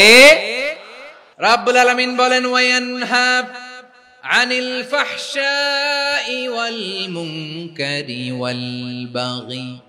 আমি যেমনি তিনটি বিষয়ে আদেশ করলাম, অনুরূপভাবে তিনটি বিষয়ে বারণ করলাম, নিষেধ করলাম। আমার 1 নাম্বার নিষেধাজ্ঞা হলো অশ্লীলতার প্রতি। ফাহশা, ওয়ায়ানহা আনিল ফাহশা, আল্লাহ তাআলা অশ্লীলতাকে নিষেধ করেছেন। কোন জিনিসকে? সবাই বলুন, কোন জিনিসকে? যত ধরনের, যত টাইপের, যত ক্যাটাগরির অশ্লীলতা হতে পারে সব অশ্লীলতাকে হারাম করেছেন কে? ফাহশা মানে কি? কথায়, কাজে, আচরণে, কমেন্ট, ফেসবুকের কমেন্টসে যত ধরনের নোংরামো আছে, যত ধরনের অশ্লীলতা আছে, এটাকে আরবিতে বলে ফাহশা। রাব্বুল আলামিন বলেন, কুল ইন্নামা حرم ربي الفواحش ما ظهر منها وما بطن। ও নবী, আপনি বলে দেন, আমার রব প্রকাশ্য, অপ্রকাশ্য, স্পষ্ট কিংবা অস্পষ্ট, দৃশ্যমান কিংবা অদৃশ্যমান সব অশ্লীলতাকে হারাম করেছেন। সব ধরনের অশ্লীলতা হারাম। আল্লাহ তাআলা আমাদেরকে অশ্লীলতা থেকে বাঁচান। এবার বলেন, আমাদের সমাজে অশ্লীলতা আছে না নাই? অশ্লীলতা নানা ভাবে, নানা নামে, নানা মোড়কে আমাদের সমাজে আছে না নাই? সংস্কৃতির নামে, ফ্যাশনের নামে, বিনোদনের নামে, উপন্যাসের নামে, কনসার্টের নামে অশ্লীলতা আছে না নাই? আপনি দেখেছেন কনসার্ট গুলোর অবস্থা? আমাদের তরুণ তরুণীরা, আমাদের যুবক যুবতীরা, আমাদের জেনজিরা, কি অবস্থা ওইখানে? কনসার্টের নামে অশ্লীলতা আছে না নাই? ছেলে মেয়ে একে অপরকে জড়ায় ধরতেছে, একে অপরকে চুমু খাচ্ছে, প্রকাশ্যে, দিবালোকে, গণমানুষের সামনে। আল্লাহ তাআলা এই অশ্লীলতা থেকে আমাদেরকে বেঁচে থাকতে বলেছেন। রূপালী জগতের নামে অশ্লীলতা আছে না নাই? এই টার্মটা আপনারা জানেন না? রূপালী জগৎ কি জগৎ? আসলে কি রূপালী জগৎ না অন্ধকার জগৎ? আমার বোনেরা, আপনাদেরকে যে কি বলে তারা বুঝায়, রূপালী জগৎ শুনেই আপনি ভরকে যাবেন না। রূপালী জগতে যে নারী যত বেশি উলঙ্গ, সে নাকি তত বেশি সাহসী। জানেন? বলে এটা একটা সাহসী নারী, খুব সাহসী পদক্ষেপ তার। যত বেশি শরীর থেকে কাপড় নামাতে পারবে, যত বেশি বস্ত্রহীন হয়ে নিজেকে প্রেজেন্ট করতে পারবে, সে নাকি তত বেশি সাহসী। আমার চট্টলার ভাইয়েরা, শয়তানের প্রথমে এজেন্ডা ছিল বনি আদমকে বস্ত্রহীন করা। সে আদম এবং হাওয়া আলাইহিস সালামকে নিষিদ্ধ গাছের ফল খাইয়ে তাদেরকে বস্ত্রহীন করেছে। এই জমিনেও সে আমাদেরকে বস্ত্রহীন করতে চাইবে। এই রূপালী জগতের নামে তারা এটা করে। আমার প্রিয় বোনেরা, আপনি জানেন না আপনার দাম কত? ওরা আপনাদেরকে বিজ্ঞাপনের সস্তা পণ্য বানাতে চায়। ওরা আপনাদেরকে ওদের ভোগের লিপসার টুলস বানাতে চায়। ওরা আপনাদেরকে দিয়ে ওদের খায়েশ পূরণ করতে চায়। এটা আপনাদের জন্য মোটেও ডিগনিটি নয়, এটা আপনাদের জন্য সম্মান নয়। আপনার সম্মান শালীনতায়, আপনার সম্মান হেজাবে, আপনার সম্মান ভদ্রতায়, আপনার সম্মান আপনার ডিসেন্ট পোশাকে। পোশাক বলে দেয় এই নারীটা ভদ্র না অভদ্র। পোশাক বলে দেয় এই মেয়েটা কোন ঘরের মেয়ে। আপনি জানেন না? আপনারা সস্তা পণ্য বানায়, ভোগের পণ্য, বিলবোর্ডে আপনাকে উলঙ্গ করে উপস্থাপন করে। এই অশ্লীলতার সাথে ইসলামের কোন সম্পর্ক? এজন্য আল্লাহ বলেন, আমি অশ্লীলতাকে হারাম করেছি। অশ্লীলতাকে হারাম করার প্রথম কারণ হলো এর মাধ্যমে মানবতাকে অপমানিত করা হয়। কারণ মানুষের সম্মান মানুষের পোশাকে। মানুষ যখন পোশাকহীন হয়ে যায়, বস্ত্রহীন হয়ে যায়, তার সম্মান কমে যায়। ঠিক কিনা? অশ্লীলতাকে হারাম করার প্রথম কারণ হচ্ছে মানুষ মানুষকে অপমান করে। একটা নারী, সে তো সম্মানিত। নারী যে কত সম্মানিত, নারীর এটা বুঝেই নাই। বিশ্বনবী বলেন আদ-দুনিয়া কুল্লুহা মাতা ওয়া খায়রু মাতা'আদ দুনিয়া আল মারআতুস সালিহা। আমার বোনেরা, 5টা প্যান্ডেলে আপনারা এলইডিতে আমার আলোচনা শুনছেন আমি জানি। আপনাদের এই গর্ভ যে কত দামি আপনি জানেন না। আপনার পেট থেকেই আসবে আগামী দিনের সালাহুদ্দিন আল আইয়ুবী। আপনার পেট থেকেই আসবে অনাগত দিনের ইমাম মাহদী আল মুনতাযর। আপনার পেট থেকেই আসবে অনাগত দিনের ফয়সাল, ওয়াসিম, মুগ্ধ, আবু সাইদের মতো বীর যোদ্ধা। আমার প্রিয় বোনেরা, আমার প্রিয় বোনেরা, বিশ্বনবীর কথার ওজন খেয়াল করেন। আদ-দুনিয়া কুল্লুহা মাতা ওয়া খায়রু মাতা'আদ দুনিয়া আল মারআতুস সালিহা। দুনিয়ার সবকিছুই অ্যাসেট, এর মধ্যে সবচেয়ে দামি অ্যাসেট নেককার নারী। আপনার গর্ভ যে কত দামি আপনি জানেন না। নিজের সময়টাকে কাজে লাগান, কোরআন পড়েন, সুন্নাহ পড়েন। আপনার অনেক দায়িত্ব ঘরে। You are the MD of your family. একটা family it's a very big institution. পরিবার একটা অনেক বড় প্রতিষ্ঠান। And you are the MD of your institution. আপনি এই পরিবারের MD, managing director of your family. এখানে আপনার কত দায়িত্ব। আপনি ছেলে মেয়েদেরকে তারবিয়া করবেন। আপনি আপনার স্বামীর জন্য ঘরটারে জান্নাতের নীর বানাবেন। আপনার জন্য জান্নাতের ডুপ্লেক্স বাড়ি ওইখানে তৈরি করে রাখবে কে? আপনি যে কত দামি আপনি জানেন না। নারীদেরকে আল্লাহ বানিয়েছেন উচ্চতর করে, নিম্নতর নয়।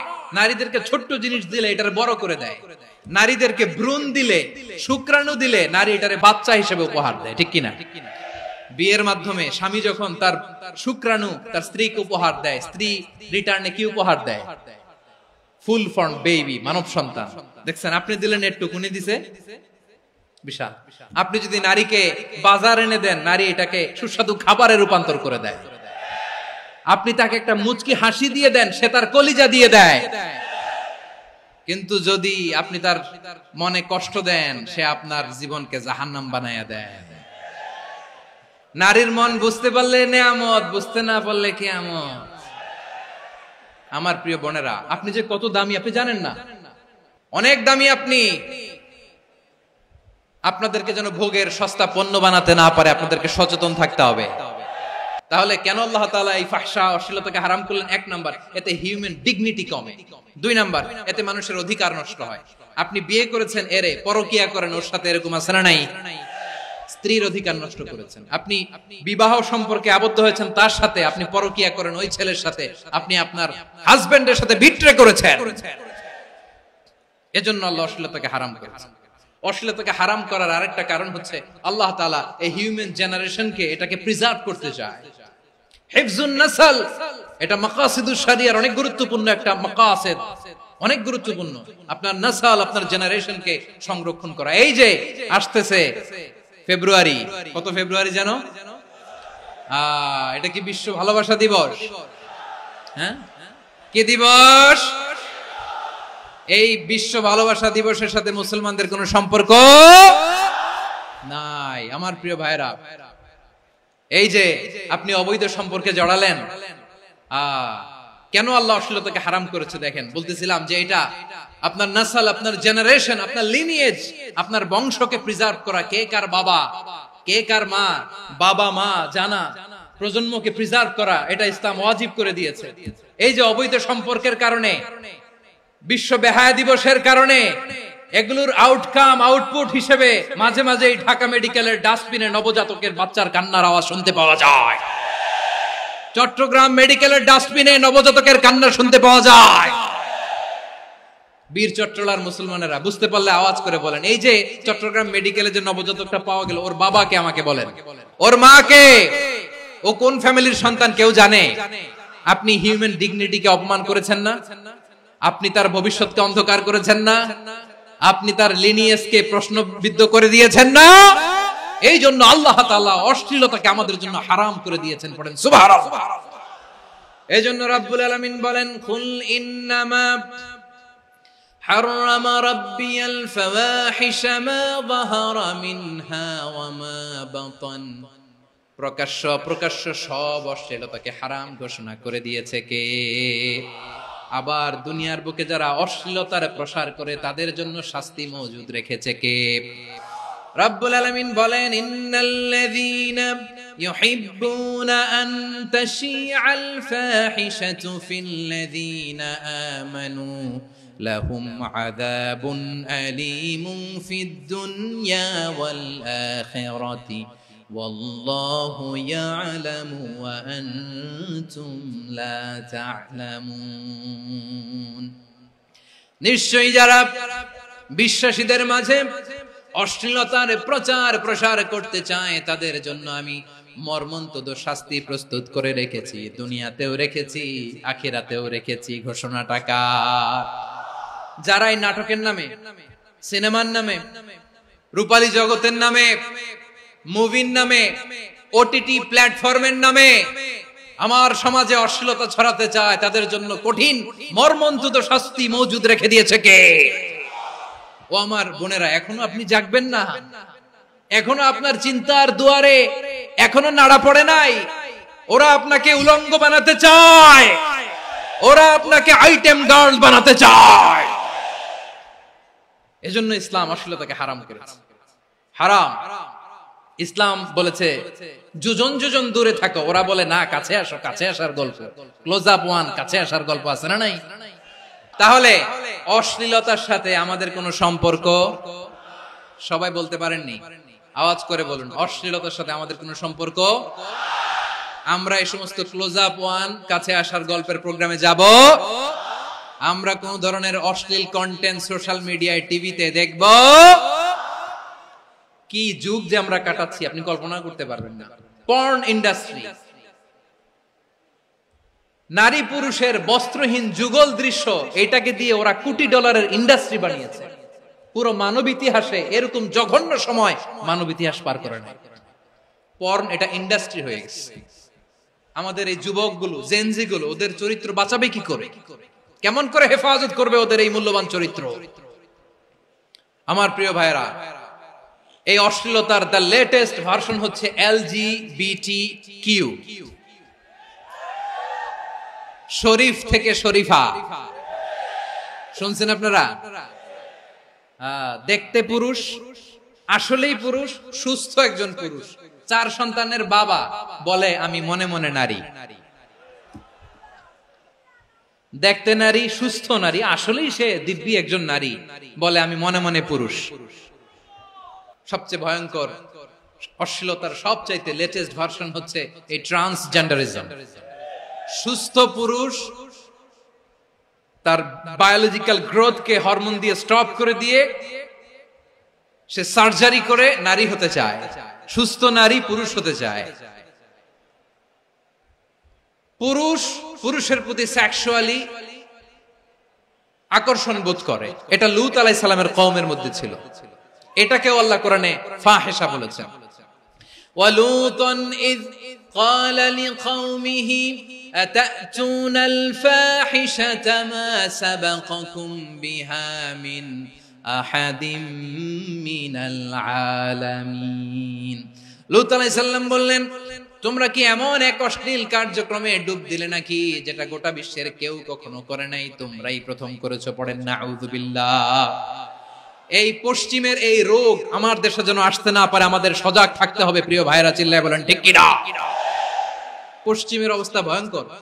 পাশ্চাত্যে, আমি যুক্তরাষ্ট্রে ছিলাম অনেকদিন, কয়েক মাস, বিভিন্ন স্টেটে ঘুরেছি। গার্ডিয়ানরা উদ্বিগ্ন, ছেলে মেয়েদেরকে, ছোট্ট ছেলে মেয়ে, ওদেরকে জিজ্ঞেস করে, তুমি how do you feel right now inside yourself? তুমি ভিতরে ভিতরে কেমন ফিল করো? তোমার কি ছেলে ছেলে লাগে না মেয়ে মেয়ে লাগে? আচ্ছা বলেন, এই ছোট্ট বাচ্চাটা ওকে এগুলো জেন্ডার অ্যাসাইনমেন্ট বলতে এগুলো কিছু বুঝে? এইভাবে মিসগাইড করা হচ্ছে। কৌতূহল বশত ছোট্ট ছেলে যদি বলে আমার তো মেয়ে মেয়ে লাগে, তখন বলে যে না তুমি মেয়ে, ছেলে না। মা বাবা বাধা দিলে ওকে আলাদা গভর্নমেন্ট হাউসে নিয়ে যান। ভয়ঙ্করতম অবস্থা। আমরা একটা সময় শুনতাম যে হুজুর আমার ছেলেটা খুব ভালো, হাফেজে কোরআন, আল্লাহওয়ালা। হুজুর আমার ছেলে দাড়ি রাখছে, আল্লাহওয়ালা। হুজুর আমার ছেলে 5 ওয়াক্ত সালাত জামাতের সাথে পড়ে, তার মানে আল্লাহওয়ালা। পশ্চিমে যে আমি কি শুনছি জানেন? ওরা বলে হুজুর আমার ছেলেটা ইউনিভার্সিটির একটা মেয়ের সাথে প্রেম করে, ও খুব আল্লাহওয়ালা, হুজুর দোয়া করবেন। এর কারণ ওদের কাছে আল্লাহওয়ালার ক্রাইটেরিয়া হচ্ছে হুজুর আমার ছেলেটা আরেক ছেলের পছন্দ করে নাই, আমার মেয়েটা আরেক মেয়েকে ভালোবাসে নাই, এজন্য আমার ছেলেটা আল্লাহওয়ালা, হুজুর ওর জন্য একটু দোয়া করে দিয়েন। কি চ্যালেঞ্জ ওরা ফেস করতেছে। ওনার ছেলে যে আরেক ছেলেরে বিয়ে করবে না, এটাতেই উনি খুশি যে আলহামদুলিল্লাহ আমার ছেলেটা একটা মেয়েরে ভালোবাসে, আমার মেয়েটা একটা ছেলেরে ভালোবাসে, মানে এটা খুব আল্লাহওয়ালা। নাউজুবিল্লাহ পড়তে পারলেন না? এজন্য অশ্লীলতার সাথে আমাদের কোন সম্পর্ক। রব্বুল আলামিন বলেন ওয়ায়ানহা আনিল ফাহশাই ওয়াল মুনকারি ওয়াল বাগি, তিনটা জিনিসকে আমি নিষিদ্ধ করলাম। এক নাম্বার হলো ফাহশা, অশ্লীলতা। দুই নম্বরে হলো মুনকার, সমস্ত মন্দ কাজ। মুনকার মানে হচ্ছে যত মন্দ কাজ, খারাপ কাজ, বাজে কাজ, এটার বলে মুনকার। এটার কি বলে? আপনারা পড়ছেন না, তা'মুরুনা বিল মা'রুফি ওয়া তানহাউনা আনিল মুনকার। সৎ কাজের আদেশ, অসৎ কাজের নিষেধ। মুনকার, মুনকার হচ্ছে মানুষের স্বাভাবিক বিবেকবোধ যেটাকে খারাপ বলে, ওইটাই মুনকার। পৃথিবীর সব আসমানি গ্রন্থ যেটাকে খারাপ বলেছে, মানুষের স্বাভাবিক বিবেকবোধ যেটাকে খারাপ বলেছে, এগুলো সব মুনকার। যেমন ইফতিজিং, এটা কি ভালো না খারাপ? মজুদদারি, খাদ্যে ভেজাল দেওয়া, ওজনে কম দেওয়া, মাছে ফরমালিন মিশানো, চাঁদাবাজি, টেন্ডারবাজি, দখলবাজি, এগুলো আমাদের স্বাভাবিক বিবেকেই বলে এগুলো খারাপ, এগুলো হচ্ছে মুনকার। আল্লাহ তাআলা এই মুনকার থেকে আমাদেরকে বেঁচে থাকতে বলেন, আর শয়তান এই মুনকারের প্রতি আমাদেরকে উদ্বুদ্ধ করে। আল্লাহ তাআলা বললেন, ইয়া আইয়ুহাল্লাযীনা আমানু লা তাত্তাবিউ খুতুওয়াতিশ শাইতান ওয়া মান ইয়াত্তাবি' খুতুওয়াতিশ শাইতানি ফাইন্নাহু ইয়া'মুরু বিল ফাহশাই ওয়াল মুনকার। আল্লাহ বললেন, আমার গোলামেরা শোনো শোনো, ও আমার বিশ্বাসী বান্দারা খবরদার, তোমরা কশিনকালেও শয়তানের পদাঙ্ক অনুসরণ করবে না, কারণ শয়তান তোমাদেরকে অশ্লীলতা এবং মন্দ কাজের দিকে উদ্বুদ্ধ করে। আমাদের কাজ হচ্ছে শয়তান আমাদেরকে যেদিকে নিতে চায় আমরা তার উল্টা দিকে যাব। শয়তান এই মন্দ কাজকে আমাদের কাছে বিউটিফাই করে, চাকচিক্যময় করে আমাদের সামনে উপস্থাপন করে। এজন্য আল্লাহ বলেন মুনকারকে থামাতে হবে, মুনকার প্রতিরোধ করতে হবে। মুনকার প্রতিরোধের দায়িত্ব শুধু আমাদের নাকি? শুধু আপনার খতিব সাহেবের, ইমাম সাহেবের, নাকি মুসলিম উম্মার সবার? আওয়াজ করে বলুন, মুনকার অসৎ কাজ প্রতিরোধের দায়িত্ব কার? রাব্বুল আলামিন বলেন, কুনতুম খায়রা উম্মাতিন উখরিজাত লিন-নাসি তা'মুরুনা বিল মা'রুফি ওয়া তানহাউনা আনিল মুনকার। তোমাদেরকে শ্রেষ্ঠ জাতি করে জমিনের মধ্যে আবির্ভূত করা হয়েছে, যাতে করে তোমরা জমিনের ভেতরে সৎ কাজের আদেশ করতে পারো আর অসৎ কাজের নিষেধ করতে পারো। উম্মাহ, কুনতুম খায়রা, তাহলে গোটা উম্মার দায়িত্ব, এটা বুঝতে পারছেন তো? আচ্ছা, আরো নিচে আসেন। এরপরে আল্লাহ বললেন, শুধু উম্মাহ না, এই জমিনের রাজত্ব আমি যাদের হাতে দেই, এই জমিনের মালিক আমি যাদেরকে বানিয়ে দেই, যাদেরকে আমি সরকারের দায়িত্ব দেই, তাদেরকেও মুনকার প্রতিরোধের দায়িত্ব দিয়েছে কে? আল্লাহ বলেন, যারা ক্ষমতার মসনদে বসেছে তাদেরকে 4 দফা কর্মসূচি আমি আল্লাহ দিলাম। আওয়াজ করে বলেন, কয় দফা? আল্লাহ বলেন, আল্লাযীনা ইম্মাক্কান্নাহুম ফিল আরদি আকামুস সালাতা ওয়া আতাউয যাকাতা ওয়া আমারু বিল মা'রুফি ওয়া নাহাউ আনিল মুনকার ওয়ালিল্লাহি আকিবাতুল উমুর। যারা এই জমিনের উত্তরাধিকার হয়েছে তারা 4 দফা কর্মসূচি নিয়ে সামনে আগাবা। সালাত কায়েম করবা, যাকাত আদায় করবা, সৎ কাজের আদেশ দিবা, অসৎ কাজ থেকে মুনকার প্রতিরোধ করবা। আদেশটা কার? আমার প্রিয় চট্টলার ভাইরা, পুরো উম্মার দায়িত্ব মুনকার প্রতিরোধ করা, সরকার প্রধানের দায়িত্ব মুনকার প্রতিরোধ করা। এরপর আল্লাহ বলেন, প্রতিটা ফ্যামিলির যিনি প্রধান সিইও বাবা, প্রত্যেক বাবারও দায়িত্ব এই মুনকার প্রতিরোধ করা। আওয়াজ করে বলেন ঠিক কি না? যেমনটি সাইয়েদনা লোকমান আলাইহিস সালাম ওনার কলিজার টুকরা সন্তানকে আদেশ করেছেন, ইয়া বুনাইয়া আকিমিস সালাতা ওয়া'মুর বিল মা'রুফি ওয়ানহা আনিল মুনকার। পড়েন সুবহানাল্লাহ। বাবা ছেলেকে সবক দিচ্ছে, লোকমান আলাইহিস সালাম ছেলেকে বলতেছে, ওরে আমার কলিজার টুকরা সন্তান, ওরে আমার বাছা, নামাজ কায়েম করবা, সৎ কাজের আদেশ দিবা, আর মুনকার প্রতিরোধ করবা, অসৎ কাজ সমাজ থেকে খারাপ কাজকে ঝেঁটে বিদায় করে দিবা। তাহলে দেখেন আমি স্টেপ বাই স্টেপ নামলাম। পুরা উম্মার দায়িত্ব, জমিনের উত্তরাধিকারী আল্লাহ যাদেরকে বানিয়েছেন সরকার, তাদের দায়িত্ব, প্রতিটি ফ্যামিলির প্রধানের দায়িত্ব, এরপরে বিশ্বনবী বলেন সচেতন প্রতিটি মুসলিমের দায়িত্ব সমাজ থেকে মুনকারকে উৎখাত করা। বিশ্বনবী বলেছেন মান রাআ মিনকুম মুনকারান ফালিয়ুগাইয়িরহু বিয়াদিহি ফাইন লাম ইয়াসতাতি ফাবিলিসানিহি ওয়া ইন লাম ইয়াসতাতি ফাবিকলবিহি ওয়া যালিকা আযআফুল ঈমান। সমাজে যে মুনকার দেখবে, খারাপ কাজ দেখবে, সেজন্য হাত দিয়ে সেটাকে থামায়। আমার প্রিয় ভাইরা, না থামালে আমরাই ডুববো শেষমেশ। আমাদের বাঁচার জন্য হইলেও থামাইতে হবে। রব্বুল আলামিন বলেন ওয়াত্তাকু ফিতনাতাল লা তুসিবান্নাল্লাযীনা যালামু মিনকুম খাসসা। ও আমার গোলামেরা, ওই আযাবকে ভয় করো যে আযাব যখন আমি জমিনের বুকে পাঠাই শুধু জালেমদেরকেই মারি না, আলেমদেরকেও মারি। আযাব যখন আসে তখন শুধু জালিমই মরে না, আলেমও মরে। জানেন মুসা আলাইহিস সালামের পায়ে একবার লাল পিঁপড়া, তো উনি রেগে মেগে পাশি দেখে লাল পিঁপড়ার বাসা, পা দিয়ে ডলে মুছে সবগুলো পিঁপড়া মেরে ফেলছে। এই ঘটনাটা আল্লাহ ঘটিয়েছেন। এজন্য মুসা আলাইহিস সালাম ছিলেন কালিমুল্লাহ, সরাসরি আল্লাহর সাথে কথা বলতেন। তিনি আল্লাহকে জিজ্ঞেস করেছিলেন, আল্লাহ তুমি যখন কোন জনপদে আযাব পাঠাও, শাস্তি দাও, ওখানকার শুধু জালেমরাই তো মরে না, ভালো মানুষগুলাও মরে, তো আযাব দিবা মুশরিকদের উপর দিবা, অবাধ্যদের উপর দিবা, ভালো মানুষগুলোরে মারো কেন? আল্লাহ বললেন, মুসা তোমার যে কামড় দিছিল পায়ের মধ্যে পিঁপড়া, কয়টা পিঁপড়া? একটা পিঁপড়া, তো সবগুলারে মারলা কেন? রেগে মেগে পুরো পিঁপড়ার বাসা ভেঙে মেসাকার করলা কেন? আমি যখন অ্যাকশনে যাই, আমি যখন শাস্তি দেই, তখন এত বাস বিচার করা হয় না, বাস বিচার করা যায় না। যখন অ্যাকশনে যাওয়া হয় ওইটা ডাইরেক্ট অ্যাকশন হয়ে যায়। চিল্লায় বলো ঠিক কি না? এজন্য আমাদের বাঁচার জন্য হলেও এই পাপ থামাতে হবে, এই শয়তানের অট্টহাসি থামাতে হবে, অন্যায় অপরাধ সমাজ থেকে আমাদের থামাতে হবে। কারণ আযাব আসলে ওরাও মরবে, আমরাও মরব। একটা জাহাজ 2 তলা, আপনি আছেন 2য় তলায়, নিচের তলার কিছু লোক জাহাজের তলা ছিদ্র করতে আরম্ভ করছে। কি ছিদ্র করতেছে? আচ্ছা, জাহাজের তলা ছিদ্র করলে তলা দিয়ে কি ঢুকে? এখন আপনি যদি বলেন আমার কি, আমি তো 2 তলায়, আমি তো ভালো আছি, ওরা ছিদ্র করে ওরা মরবে। আসলে কি শুধু ওরা মরবে? তলা দিয়ে যখন পানি ঢুকবে, জাহাজ ঢুকলে আপনিও মরবেন। এজন্য নিজে মরার আগে ওই পাগলগুলোর নিচতলায় যে থামাতে হবে। চিল্লায় বলেন ঠিক কি না? এজন্য আল্লাহ বললেন মুনকার প্রতিরোধের দায়িত্ব সমাজের টপ টু বটম সবার। এজন্য মুনকার প্রতিরোধ করার দরকার আছে না নাই?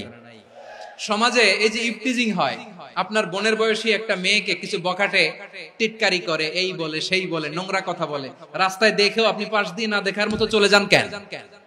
আপনি দাঁড়ান না কেন? আপনি দাঁড়ালেই তো থেমে যাবে, কারণ সত্যের যে শক্তি তার সামনে মিথ্যা মুখ থুবড়ে পড়ে। আপনার সামনে ও কিছুই না, নাথিং। আপনি দাঁড়ান, ওকে প্রশ্ন করেন যে আমার বোনকে তুমি ডিস্টার্ব করো কেন? আপনাকে দেখে আরো 5 জন দাঁড়াবে, 5 জনকে দেখে আরো 10 জন দাঁড়াবে। আমাদের নীরবতা আর আমাদের নিশ্চুপ থাকাই জালিমদেরকে আরো শক্তিশালী জালিম বানিয়েছে। এজন্য মুনকার প্রতিরোধের দায়িত্ব আমাদের সবার। টেন্ডারবাজি, চাঁদাবাজি, দুর্নীতি, অপরাধ, দখলদারিত্ব, মজুদদারি, এগুলো সবকিছু একসাথে প্রতিরোধ করতে হবে। ঠিক কিনা বলেন? একটা মানবিক সমাজ যদি চাই, প্রতিরোধ করতে হবে। প্রিয় ভাইয়েরা, আল্লাহর শপথ নিয়ে বলি, এই নাসিহাত গুলো সবার জন্য, সব দলের জন্য, সব মতের মানুষের জন্য। আমরা কোন দলের প্রতি মানুষকে ডাকি না, আমরা ডাকি ইসলামের দিকে। সব দলের, সব মতের, সব মানুষদেরকে আমরা আহ্বান জানাই, আসুন আমরা একটা সুন্দর সমাজ বিনির্মাণ করি। এই যে নতুন বাংলাদেশের এক সুযোগ এসেছে, আর জীবনে হয়তো আসবে না, সামনের 100 বছর এই সময় আসবে না। আসুন দেশটাকে আমরা সাজাই, আসুন আমরা দুর্নীতি বন্ধ করি, আসুন আমরা চাঁদাবাজি বন্ধ করি, আসুন আমরা দখলদারিত্ব বন্ধ করি, আসুন আমরা এক দল আরেক দলকে নিশ্চিহ্ন করার যে রাজনীতি, এটা বন্ধ করি। সব দলের প্রতি আমার আহ্বান, আমরা চাঁদাবাজ মুক্ত বাংলাদেশ চাই, জুলুম মুক্ত বাংলাদেশ চাই, ফ্যাসিজম মুক্ত বাংলাদেশ চাই, গুণ খুন খারাপি মুক্ত বাংলাদেশ চাই, আমরা নতুন ভোরের বাংলাদেশ চাই। ওই বাংলাদেশ পাওয়ার জন্য মুনকার প্রতিরোধে, অন্যায় প্রতিরোধে যদি বাঘের বাচ্চার মতো, আবু সাইদের মতো দুই হাত উঁচু করে বুককে টান টান করে প্রসারিত করে দাঁড়াতে হয়, রাজি আছো মুসলমান? রাব্বুল আলামিন বলেন ওয়ায়ানহা আনিল ফাহশাই ওয়াল মুনকারি ওয়াল বাগি ইয়াইদুকুম লাআল্লাকুম তাযাক্কারুন। আল্লাহ বললেন আমি অশ্লীলতাকে নিষেধ করি, আমি সব ধরনের মন্দ কাজকে নিষিদ্ধ করি, সব শেষে আমি সীমা লঙ্ঘনকে তোমাদের জন্য নিষিদ্ধ করি। নিষিদ্ধ করেছেন কয়টা জিনিস? 1 নম্বরে অশ্লীলতা, 2 নম্বরে মুনকার তথা সব মন্দ কাজ, 3 নম্বরে আল বাগি সীমা লঙ্ঘন, ক্রসিং দ্য লিমিট। সীমা লঙ্ঘন করা ভালো না। We all should know our limits. চিল্লায় বলেন ঠিক কিনা? একই আয়াতে আল্লাহ বললেন কুল ইন্নামা حرم ربي الفواحش ما ظهر منها وما بطن والإثم والبغي بغير الحق। অন্যায় ভাবে যে অবাধ্য হয়, যে সীমা লঙ্ঘন করে, তাদেরকেও আমি এটা হারাম করে দিলাম। সীমা লঙ্ঘন করা হারাম। আল্লাহ বারবার বারবার আমাদেরকে ওয়ার্নিং দেয়। যখন আমরা থামি না তখন আল্লাহ ধরে, আর যখন ধরে তখন ছাড়ে না। ধরে ধরে ধরে না, ধরলে আল্লাহ ফেরাউনকে কিন্তু হুট করে ধরে নাই। আপনারা জানেন 9 বার ওয়ার্নিং দিয়েছে ফেরাউনকে। আল্লাহ তাআলা ওয়ার্নিং দিয়েছিল কয়বার? রাব্বুল আলামিন বলেন ওয়ালাকাদ আতাইনা মূসা 9 আয়াতিন বাইয়িনাত। 9টা মুআজিজা দেখিয়েছি। 1 2 3 বারবার এইভাবে রিমাইন্ডার, ওইভাবে রিমাইন্ডার, এইভাবে নসিহত, ওইভাবে দাওয়া। ফাকুলা লাহু কাওলান লাইয়িনা, নরম করে বলো, সফট করে বলো, যত ওয়ে হতে পারে দাওয়া মেথডোলজি। মুসা আলাইহিস সালামের সব অ্যাপ্লাই শেষ। 10ম বারে যে আল্লাহ ধরছে, 10ম বারে যে ধরেছে। এজন্য আল্লাহ বলেন আমি সীমা লঙ্ঘনকে পছন্দ করি না। কোরআনের অন্য আয়াতে বাগীকে বলা হয়েছে আল ইতিদা। সীমা লঙ্ঘন যারা করে তাদেরকে আল্লাহ বলেছেন মুতাদিন। ওয়াকাতিলু ফি সাবিলিল্লাহিল্লাযীনা ইউকাতিলুনাকুম ওয়ালা তা'তাদু ইন্নাল্লাহা লা ইউহিব্বুল মুতাদিন। আমি সীমা লঙ্ঘনকারীদেরকে কোশ্চিনকালেও পছন্দ করি না। আমরা যেন সীমা লঙ্ঘন না করি। রাজি আছেন তো?